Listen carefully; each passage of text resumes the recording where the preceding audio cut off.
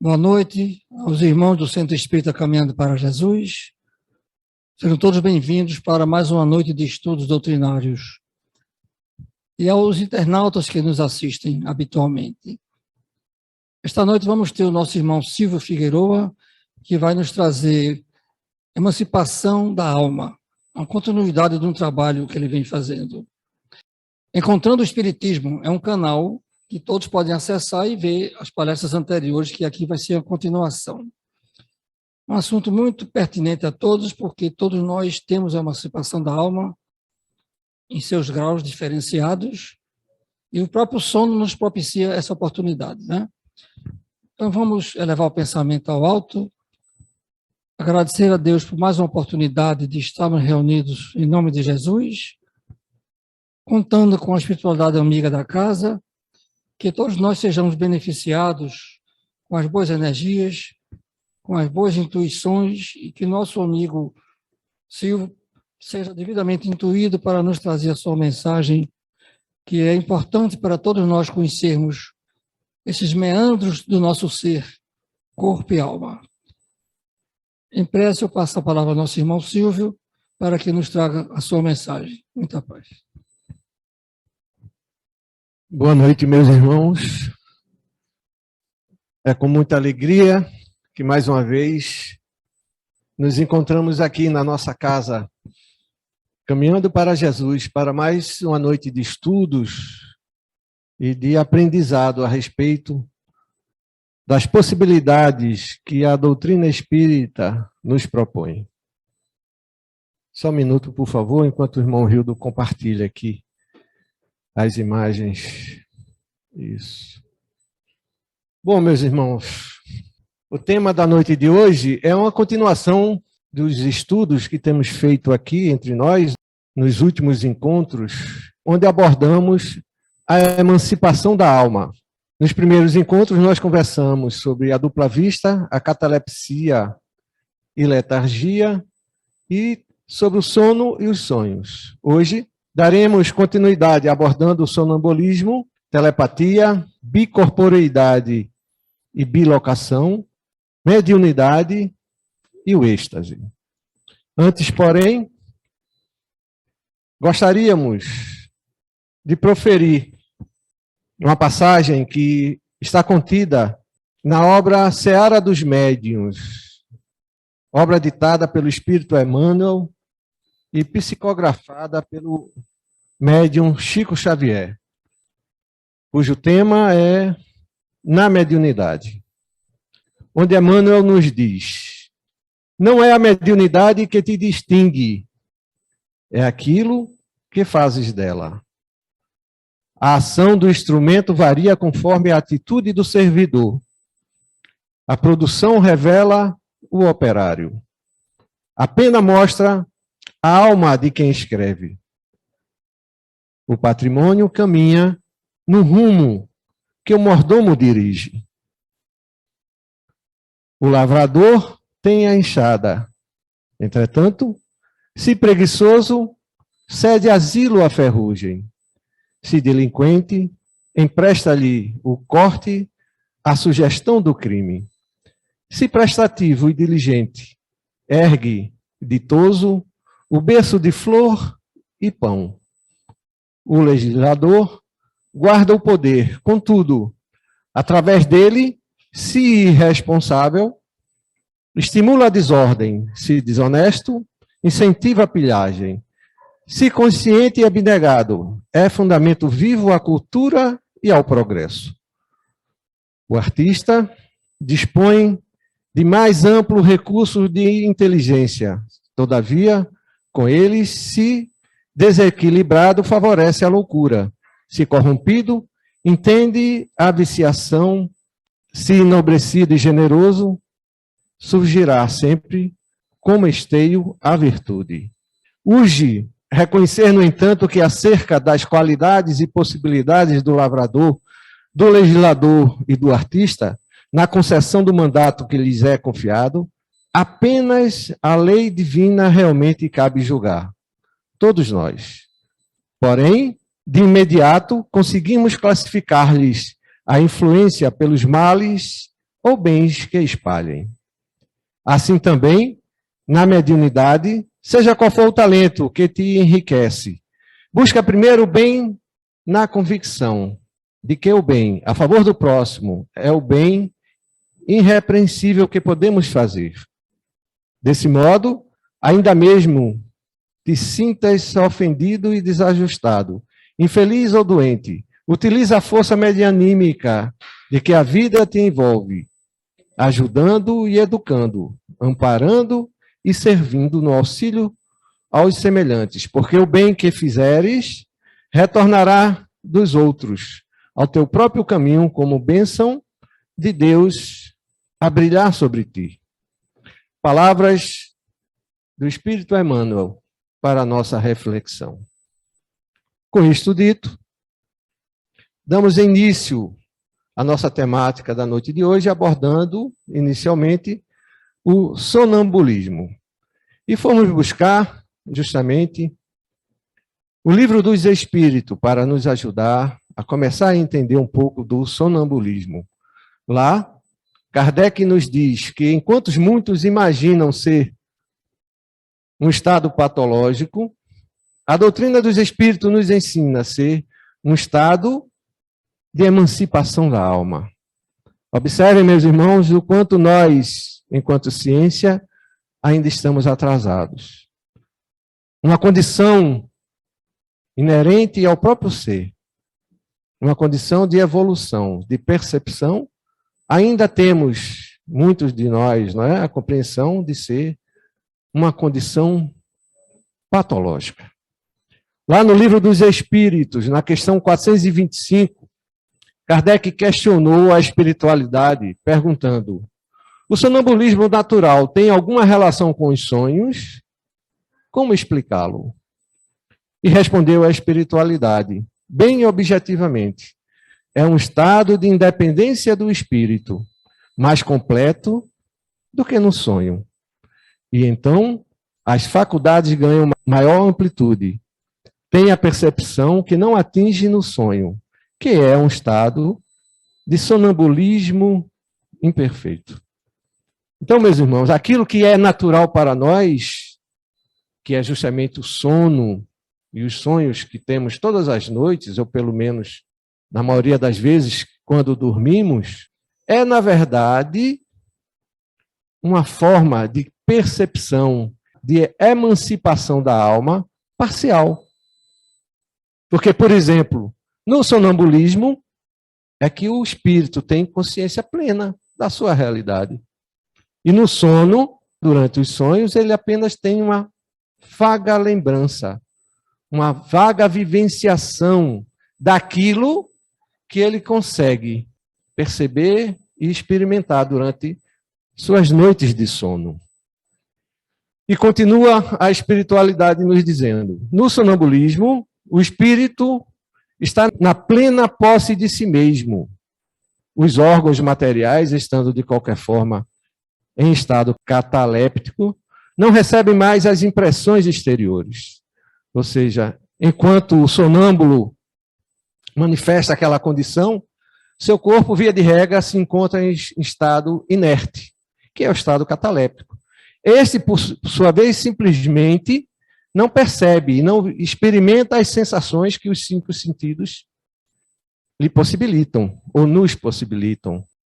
E, na verdade, é o ser imortal, o espírito, em plena consciência da sua existência, do meio onde se encontra, é que se expressa naquele momento.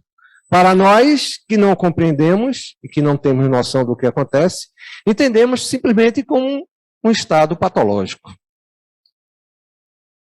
E continua a espiritualidade. Esse estado se manifesta sobretudo durante o sono, quando, então, o espírito deixa provisoriamente o corpo que se encontra em repouso indispensável à matéria. Ou seja, o sonambulismo nada mais é do que a ampliação da consciência existencial do ser, que, por sua vez, independe dos modestos 5 sentidos, que, na verdade, são esses que inibem a percepção e a consciência maior. Então, o espírito necessita, na verdade, se desligar, podemos dizer assim, dos 5 sentidos que limitam a percepção real da sua existência para poder ter essa consciência plena. Isto é, pois, o sonambulismo, um estado de emancipação da alma. E continua a espiritualidade. Quando o sonambulismo acontece, é que o espírito preocupado com alguma coisa entrega-se a uma ação qualquer que necessita usar o seu corpo. Serve-se, então, deste como se empregasse uma mesa ou qualquer outro objeto material, no fenômeno das manifestações físicas. O mesmo com suas mãos nas comunicações escritas.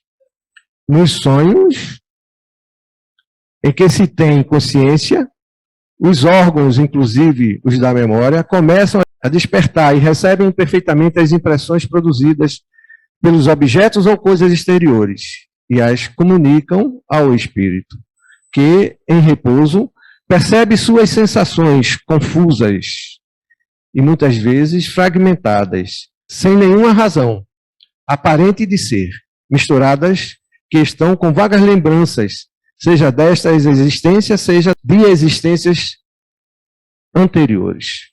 Ou seja, o estado do sonho, como nos diz a espiritualidade, é um estado de sonambulismo. Entretanto, pelos 5 sentidos físicos ainda dominarem a condição existencial e de percepção do ser, esses inibem que quando nós acordamos, nos lembremos da realidade e da percepção real daquilo que vivenciamos enquanto no mundo espiritual.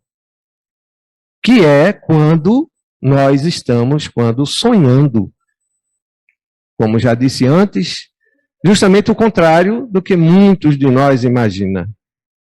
Que simplesmente por não lembrar de sonho, não sonhou com nada. Na verdade, o espírito esteve e está todas as noites em outro plano, mesmo que seja junto do corpo, sem nada entender, mas vivenciando e experimentando a percepção de outra realidade. E quando desperta, é os 5 sentidos físicos que inibem a realidade de compreensão que o ser espiritual poderia ter da sua realidade. Desta forma, torna-se fácil de compreender porque os sonâmbulos não têm nenhuma lembrança e porque os sonhos de que conservam a lembrança não têm, na maioria das vezes, nenhum sentido. Digo na maioria das vezes, porque acontece também serem eles a consequência de uma recordação precisa dos acontecimentos de uma vida anterior e até mesmo uma espécie de intuição do futuro. Então, assim, como já dissemos, é o estado do sono, apenas uma condição existencial de percepção da realidade existencial maior, que está além dos 5 sentidos. E que o sonambulismo nos possibilita existenciar enquanto no nosso plano material. Só que o sonâmbulo, quando acorda do seu estado sonambúlico, esse não lembra de nada.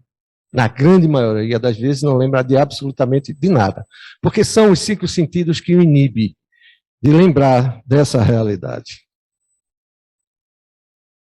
E de momento é o que poderíamos trazer a respeito do sonambulismo, por uma questão de objetividade, para tentar abordarmos os outros fenômenos da emancipação da alma. Passemos então a falar sobre a telepatia. A telepatia foi um termo proposto em 1882 pelo senhor Frederico Myers, que viveu entre os anos de 1843 e 1901, considerado um dos fundadores da moderna psicologia e psiquiatria, que assim definiu: telepatia é a transmissão do pensamento e das sensações feitas pelo espírito de um indivíduo sobre outro, sem que seja pronunciado uma palavra, escrito um vocábulo ou feito um sinal. Só que, há cerca de 25 anos atrás, Kardec abordou A Transmissão Oculta do Pensamento, quando lançou e publicou o Livro dos Espíritos, no ano de 1857. Kardec, na questão 282, perguntou aos espíritos: como se comunicam entre si os espíritos? E a espiritualidade nos respondeu: eles se veem e se compreendem. A palavra é material, é reflexo do espírito. O fluido universal estabelece entre eles constante comunicação. É o veículo da transmissão de seus pensamentos. Como para vós o ar o é do som. É uma espécie de telégrafo universal que liga todos os mundos e permite que os espíritos se comuniquem ou se correspondam de um mundo a outro. Então, meus irmãos, notem bem, pelo que a espiritualidade nos transmite e o bom senso nos leva a entender e aceitar, a palavra articulada nada mais é do que a transmissão daquilo que processamos em nossos pensamentos. Não podemos entender de outra forma, até porque tudo que fazemos, tudo que vivenciamos, tudo que realizamos, tudo que praticamos antes processamos através do pensamento. Antes foi pensado. E não é diferente a palavra articulada. E os espíritos não precisam da palavra articulada para se comunicarem entre si. Eles apenas transmitem a sua condição do pensar. Continuando a espiritualidade, ele nos diz: o pensamento pode ser transmitido estando-se acordado ou dormindo. É outra coisa muito simples de se entender. Ora, durante o sono, nós nos lembramos, às vezes, que conversamos com pessoas, não é verdade? No estado do sono, aonde estamos? No mundo material ou no mundo espiritual? Não há outro lugar para ser. Material é que não. A não ser que você esteja, como vamos ver daqui a pouco, projetado e materializado no mundo material. E estamos conversando e transmitindo os pensamentos e ideias através da força e da condição do pensar. Estando encarnado ou desencarnado, depende da sintonia do tipo de pensamento emanado pelo ser. Ou seja, a espiritualidade nos diz que você pode estar encarnado como desencarnado. A transmissão do pensamento vai se processar da mesma forma, da mesma maneira. E o que nós fazemos quando articulamos a palavra, como nós estamos fazendo aqui, estamos simplesmente transmitindo aquilo que nós pensamos, aquilo que nós entendemos, aquilo que nós compreendemos, aquilo que queremos transmitir. E assim se processa a telepatia. Não é uma condição especial que um dia nós vamos atingir a condição da transmissão do pensamento. Não. É uma condição que nós já temos. Só que nunca, ou quase nunca, praticamos ou exercitamos. Às vezes ouvimos vozes, pensamos que ouvimos. Na verdade, não foi o som, porque para ouvir precisamos que o som nos traga. Percebemos, através do pensamento, mensagens, informações, chamamentos, sugestões, intuições. É assim que se processa a condição do pensar. Podemos dizer, e usando a palavra, telepatia. Ok? Nós, para não tomarmos bastante tempo, sugerimos que para os irmãos que desejarem se aprofundar nessa temática da telepatia, podem recorrer ao Livro dos Espíritos a partir da questão de número 419, onde Kardec nos traz mais informações a respeito desse tema. Infelizmente, o momento não nos possibilita que nos aprofundemos demais nessa temática. E assim, é o que nós trouxemos a respeito da telepatia. E abordamos, então, o tema bicorporeidade e bilocação.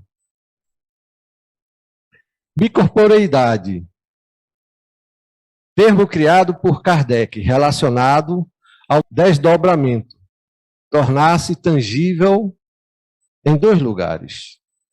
Isso está lá no Livro dos Médiuns, na segunda parte, no capítulo 7, onde ele nos traz a informação também que é a materialização do perispírito desdobrado, emancipado parcialmente ou momentaneamente do corpo. Como nós dissemos há pouco, bicorporeidade ou bilocação é nada mais, nada menos do que a projeção do perispírito que se materializa em determinado local e lá realiza a sua convivência ou as ações para as quais assim foi chamado ou lhe foi proposto. Que nada mais é do que um estado de emancipação da alma. Como qualquer tipo de transe, o médium pode estar consciente ou não. Ou seja, a pessoa que realiza tal fenômeno, ou se encontra nessa condição, pode estar consciente ou não desse momento da bicorporeidade. Kardec trata da bicorporeidade não se referindo à bilocação, dando a entender que se trata do mesmo fenômeno. Na questão de número 92, Kardec nos traz a seguinte pergunta: tem os espíritos o dom da ubiguidade? Por outras palavras, um espírito pode dividir-se ou existir em muitos pontos ao mesmo tempo? E a espiritualidade nos responde: não. Não pode haver divisão de um mesmo espírito, mas cada um é um centro que irradia para diversos lados, isto é, que faz parecer estar em espírito em muitos lugares ao mesmo tempo. Vês o sol, é um somente, no entanto, irradia em todos os sentidos e leva muito longe os seus raios, contudo não se divide. Então a espiritualidade nos dá o entendimento de que a bicorporeidade, ou a bilocação, como queiram, nada mais é do que uma condição que o ser tem de se irradiar. Na verdade, ele não se divide. Nós não nos dividimos. Nós projetamos, por assim dizer, a condição perispiritual do nosso ser e ali nos apresentamos em determinado local ou em determinada situação. Na segunda parte, ainda, do Livro dos Espíritos, no capítulo 7º, Kardec nos traz um diálogo sobre bicorporeidade, tido com Santo Afonso. E Kardec pediu a Santo Afonso: poderias explicar-nos esse fenômeno? E Santo Afonso respondeu: perfeitamente. Quando o homem, por suas virtudes, chegou a desmaterializar-se completamente, quando conseguiu elevar sua alma para Deus, pode aparecer em dois lugares ao mesmo tempo. Então, de cara, Santo Afonso nos dá a informação de que, para nós conseguirmos realizar ou processar tal fenômeno, precisamos, pelo menos, de um estado consciencial elevado, qual seja, quando ele, por suas virtudes, chegou à desmaterialização, ou seja, quando chegou mais próximo de Deus. Isso possibilita com que ele se afaste um pouquinho da sua condição existencial materializante. E aí não é pegar na matéria que estamos nos referindo, ou tampouco a espiritualidade, porque são palavras deles. Não é deixar de estar no mundo material, mas é sim a condição do pensar, a condição do entender, a condição do raciocinar, aos valores materiais. Por exemplo, quando nós vemos a uma casa espírita, nós vemos aqui para um tempo de oração, um momento de reflexão. Mas não conseguimos nos desligar do nosso celular, por exemplo. Ninguém consegue iniciar uma participação numa palestra espírita sem antes, pelo menos, desligar o celular. Sem, pelo menos, deixar de ver as últimas mensagens do WhatsApp, ou mandar uma mensagem, ou ver se alguém ligou. Apenas um pequeno exemplo. É isso que a espiritualidade nos diz. Se desejamos nos aproximar de Deus e um dia conseguirmos nos projetar e, por exemplo, exercitar a prática do exercício da bicorporeidade, precisamos chegar mais perto de Deus. Ora, se nós que chegamos a um templo espírita para ouvir, para aprender ou para ensinar numa determinada situação, e nem da condição material da comunicação interpessoal, que é uma condição materializante, não conseguimos nos desligar? Para aceitar a Deus, muitas das vezes nós o questionamos ou duvidamos. E Deus não precisa provar nada a ninguém. Ele é o Senhor de tudo. Até hoje a ciência humana não consegue explicar o seu princípio. Então, pouco para onde vai? As filosofias humanas, no máximo, conseguem transcender ao eu superior. E nós sabemos o que é eu superior? Eu superior nada mais é do que o nosso ser espiritual. E o nosso eu inferior, qual seja? O eu material, a nossa materialidade. E é isso que nós estamos ligando. E é isso que Santo Afonso nos diz quando nós precisamos nos desligar da materialidade e se aproximar de Deus. Quando desenvolver as nossas virtudes. Ou seja, entender que a materialidade, e aí, por favor, não entendam, insistimos nessa questão, não estamos dando menos valor à questão material, pelo contrário, sabemos e temos a consciência da importância que tem a matéria para a nossa existência presente. Entretanto, nós damos a essa mais valor, ou talvez o único valor, da vida existencial. Como se tudo viesse dela e tudo fosse por ela. E o homem de ciência, o mais sábio, não consegue sequer definir o que é a matéria. Ele sabe que existe. Ou seja, mais uma vez, ele consegue perceber, porque está a olhos claros, os seus efeitos. Mas a sua causa ele não consegue. E a morte, quando chega, o médico diz, acabou, não posso fazer mais nada. Por quê? Porque ele estava cuidando dos efeitos, e não da causa. Ou seja, o homem de ciência, ele só consegue tratar dos efeitos. Tão pouco da causa, muito menos do fim, para onde se vai. E é isso que Santo Afonso nos diz, que para o homem, quando o homem atingir essa proximidade, pelo menos relativa, não é? Que um dia todos nós conseguiremos de Deus, conseguiremos nos projetar. Mas continuemos com as palavras de Santo Afonso.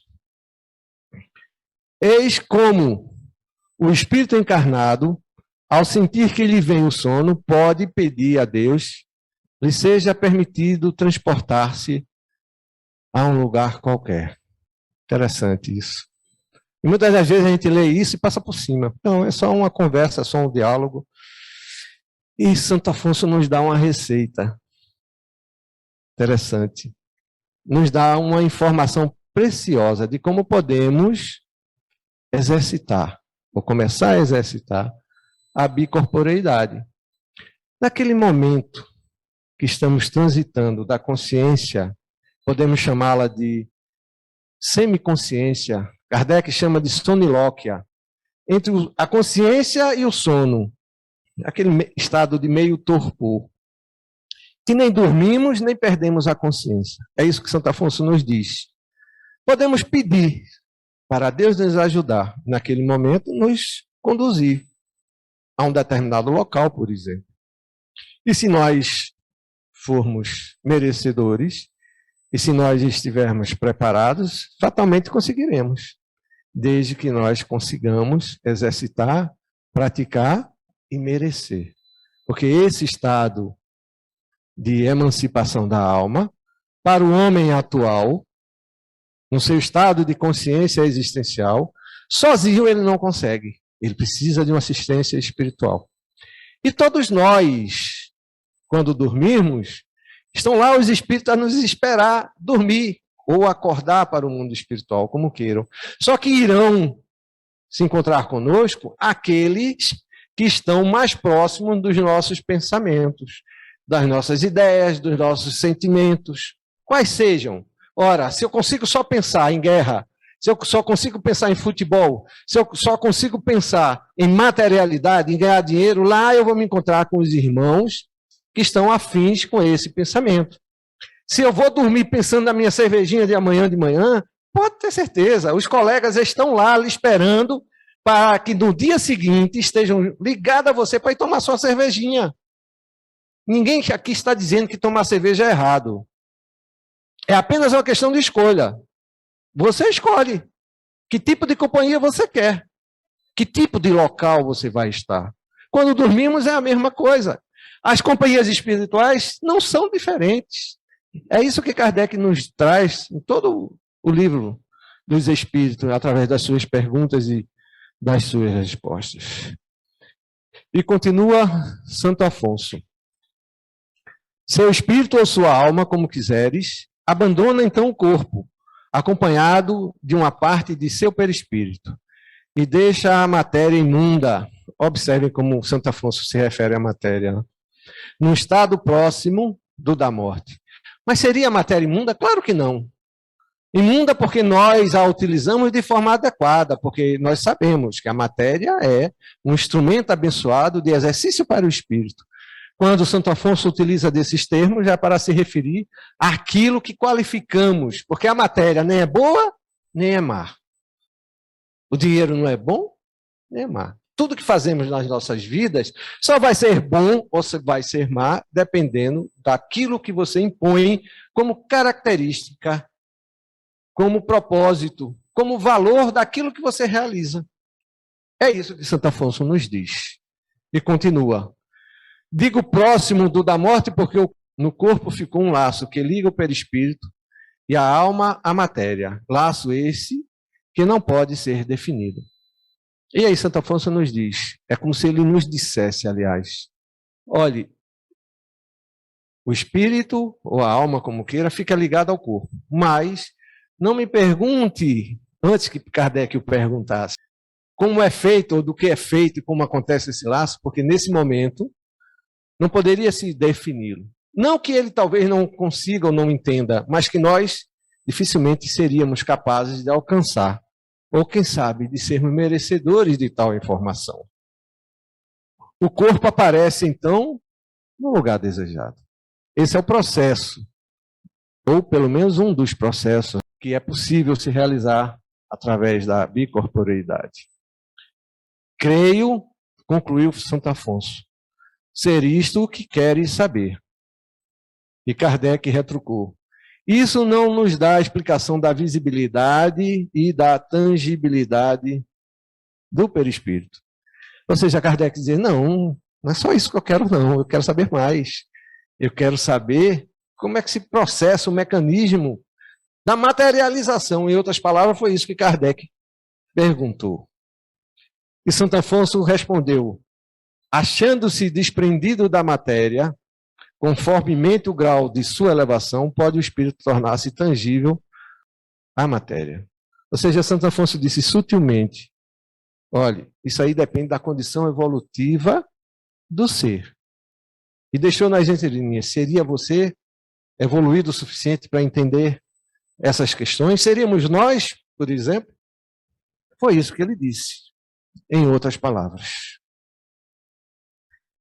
Aí Kardec continuou. Será indispensável o sono do corpo para que o espírito apareça em outros lugares? Através desta pergunta, perguntou Kardec a Santo Afonso.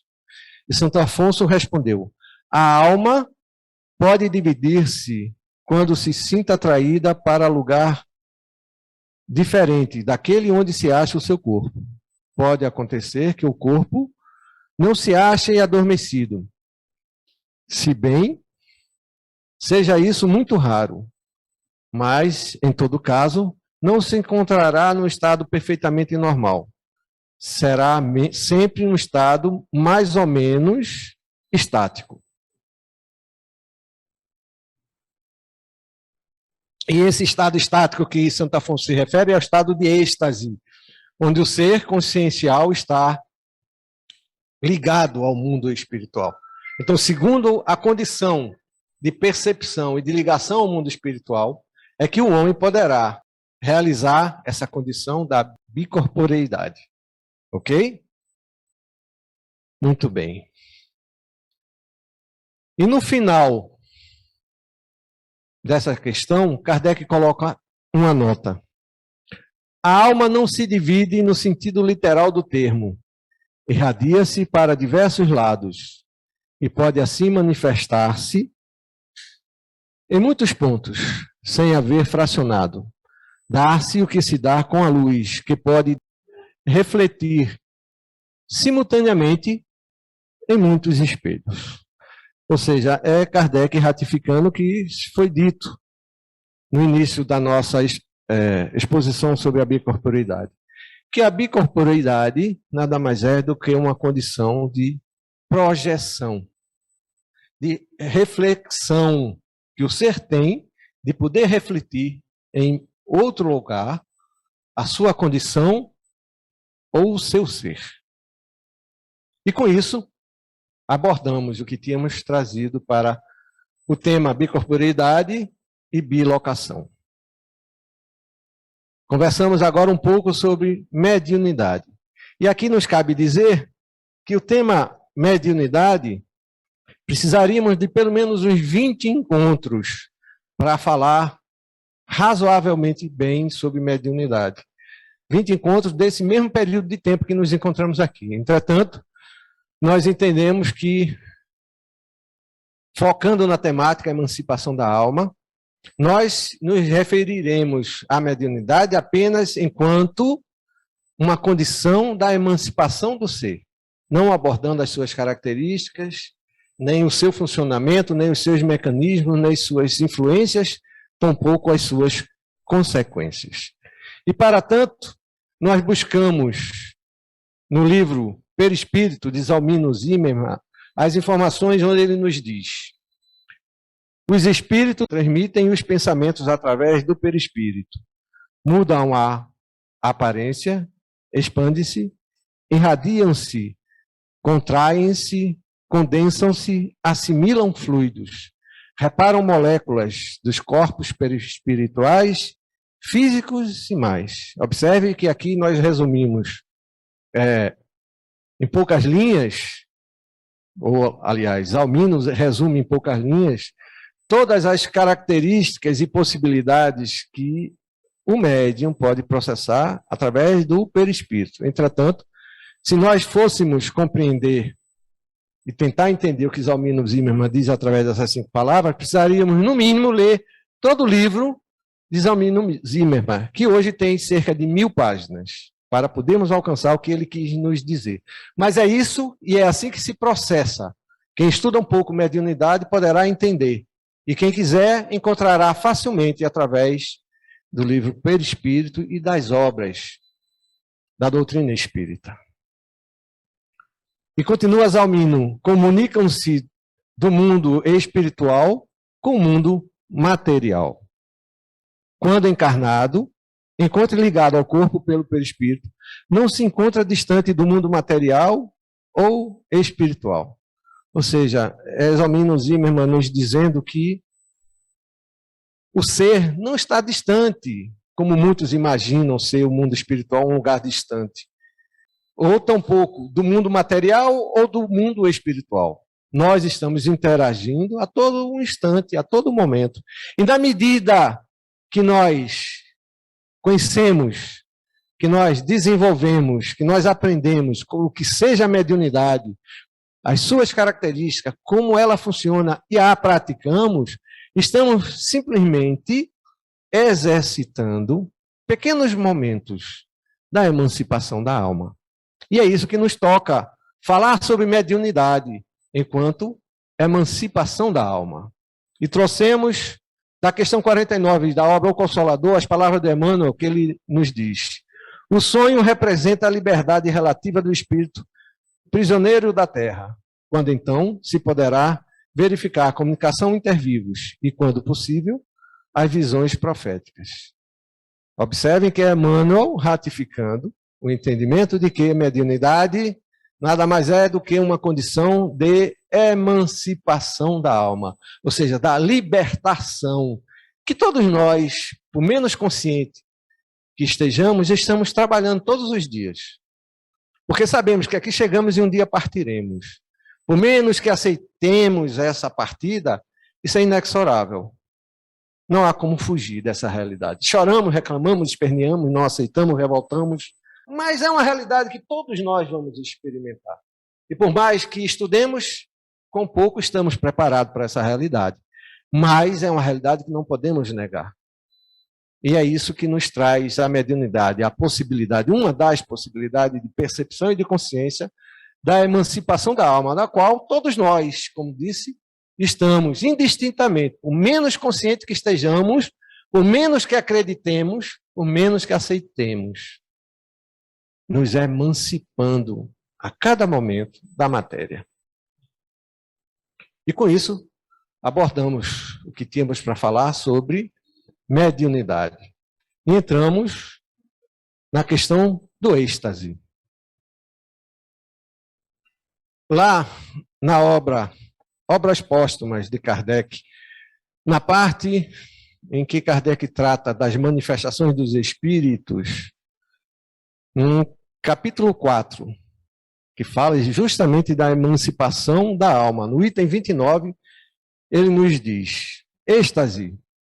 Êxtase é a emancipação da alma no grau máximo, ou seja, o ser que consegue atingir o êxtase, pelo menos no plano existencial em que nos encontramos, é o grau máximo, segundo Kardec, e certamente fundamentado nas informações trazidas pela espiritualidade, que nós alcançaremos de emancipação da nossa realidade existencial enquanto ser encarnado.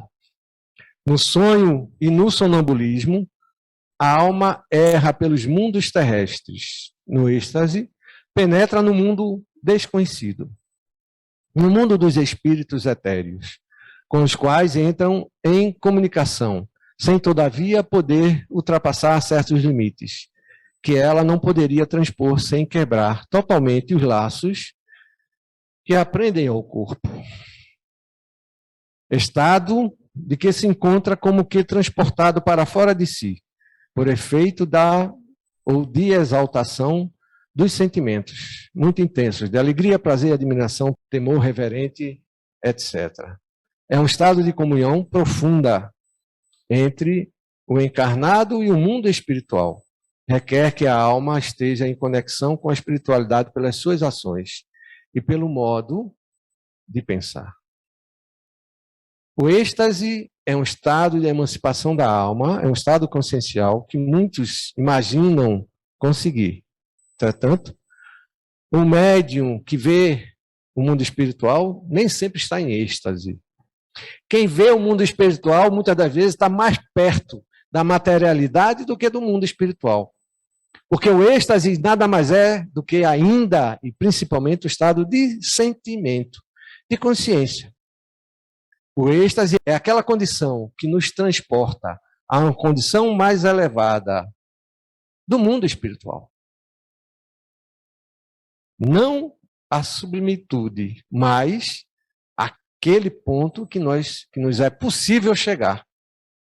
Esse, para nós, é que é o estado de êxtase. É o desligamento momentâneo, real, do mundo material e a penetração do mundo espiritual, em consciência, em percepção, em entendimento e em sentimento. Não apenas ver, não apenas perceber. É algo bem mais profundo.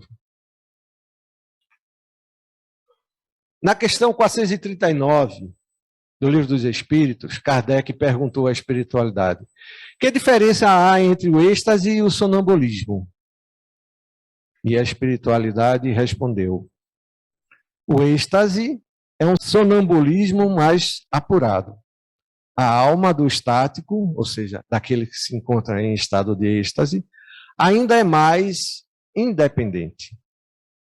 Na questão 440, eu estou andando um pouquinho rápido por conta da hora, tá, gente? Poderia aprofundar muito essa questão, mas infelizmente o tempo não nos permite. Kardec perguntou à espiritualidade: o espírito do estático penetra realmente nos mundos superiores? Ou seja, Kardec quis saber por que alguns de nós conseguem realmente, de fato, adentrar no estado de êxtase. E Kardec quer saber se esses seres que em estado de êxtase conseguem entrar, ao observarem esses mundos mais elevados, podem penetrar nesses mundos. E a espiritualidade nos respondeu: ele vê esses mundos e compreende a felicidade dos que habitam, de onde lhes nasce o desejo de lá permanecer. Há, porém, mundos inacessíveis aos espíritos que ainda não estão bastante purificados. Poderíamos ainda comentar muito, infelizmente, o nosso tempo não nos permite. Kardec perguntou na questão 441, quando o estático manifesta o desejo de deixar a Terra, fala sinceramente, não retém o instinto de conservação, ou seja, Kardec quis saber da espiritualidade se aquele ser que entra em estado de êxtase e deseja abandonar o mundo em que habita para estar e vivenciar esse mundo mais elevado, ele não está manifestando uma condição que seria contra a própria condição existencial do ser, ou seja, porque se ele, por exemplo, se nós conseguíssemos nos entrar em estado de êxtase e pudéssemos ir para um planeta mais elevado, como ficaria o corpo ou a vida que estaríamos aqui? Estaríamos atentando contra essa condição existencial? Mais ou menos foi isso que Kardec perguntou aos espíritos. E os espíritos respondeu: isso depende do grau de purificação do espírito. Se verifica que a sua futura situação será melhor do que a sua vida presente. Esforça-se para desatar os laços que o prendem à terra. Ou seja, a espiritualidade nos diz que, dependendo da condição que o ser que entra em êxtase, no seu estado de evolução e de consciência lhe proporciona, ele sabe que não tem condição de habitar tal ou qual mundo mais elevado. Então, o que ele vai fazer é, na verdade, trabalhar a si e a sua condição momentânea para se elevar, para se desenvolver e poder um dia habitar tal esfera existencial. É outro tema que poderíamos abordar em muito, mas infelizmente não dá para aprofundar. No estado de êxtase, o aniquilamento do corpo é quase completo. Nesse estado, desaparecem todos os pensamentos terrestres, cedendo lugar ao sentimento apurado, que constitui a essência mesma do nosso ser imaterial. Fica ali somente a vida orgânica. Sente-se que a alma se acha presa unicamente por um fio que mais um pequeno esforço quebraria sem remissão. Ou seja, é o estado de percepção que a criatura tem que vai empreender, mais esforço ou menos esforço, na partida ou na volta, na manutenção ou no seu transporte, para esses mundos mais elevados. E com isso nós abordamos a questão do êxtase. Resumimos bastante, no máximo possível, para tentar concluir essa temática, que pelo menos há 4 meses viemos trabalhando essas informações. Nos caberia agora falar sobre os fenômenos históricos, que infelizmente não vai dar tempo. Sugiro aos irmãos que, se interessarem por esse tema, poderão encontrar todas essas abordagens e outras no nosso canal do YouTube, Encontrando o Espiritismo, onde abordamos todas essas situações e os fenômenos históricos que patenteiam e que estão registrados, não só no Velho Testamento, como na história contemporânea, acontecimentos que registram e que corroboram tudo isso, ou pelo menos parte daquilo que trouxemos hoje. Ok? E com isso nós finalizamos. Já são 8:55, o tempo não nos permite mais continuarmos. Porque se nós começássemos, iríamos fatalmente deixar pela metade. Sim, a propósito, não só no nosso canal do YouTube, mas como também no canal do Centro Espírita Caminhando para Jesus do YouTube também encontrarão todos esses temas abordados, esses e outros mais. Alguém gostaria de fazer alguma pergunta? Temos um minutinho só. Não? Muito bem. Então, chegamos ao final. Vamos todos, nesse momento, fechar os nossos olhos. Vamos elevar nossos pensamentos ao alto. Agradecer a Jesus a feliz oportunidade que tivemos na noite de hoje. Graças te damos, Senhor Jesus, pelas graças de amor que nos proporcionastes, através das possibilidades de aprendizado e de estudo da tua santa e sublime doutrina. Ajuda-nos, amigo maior, no nosso propósito. Permite, Senhor, que os teus mensageiros de amor possam nos inspirar, nos orientar e nos conduzir na trajetória de vida que todos nós iremos atravessar. E assim, Mestre amado, mais uma vez, agradecido por tudo, suplicamos o teu consentimento para, em teu nome, finalizarmos os nossos estudos da noite de hoje. Muita paz para todos. E passamos a palavra ao irmão Luiz, para que possa dar por finalizado a nossa reunião da noite de hoje. Obrigado, senhor. Mais uma explanação rica. E que quem necessitar ou quiser se aprofundar, que a matéria é vasta, mas muito rica em informações. E depreende-se de que o espírito não dorme. O corpo descansa, o espírito trabalha diuturnamente. Então, concluímos os trabalhos da nossa noite. Agradecemos ao Pai pela oportunidade de todos. Mantenham-se harmonizados em prece para participarem do passe. Uma boa noite e obrigado.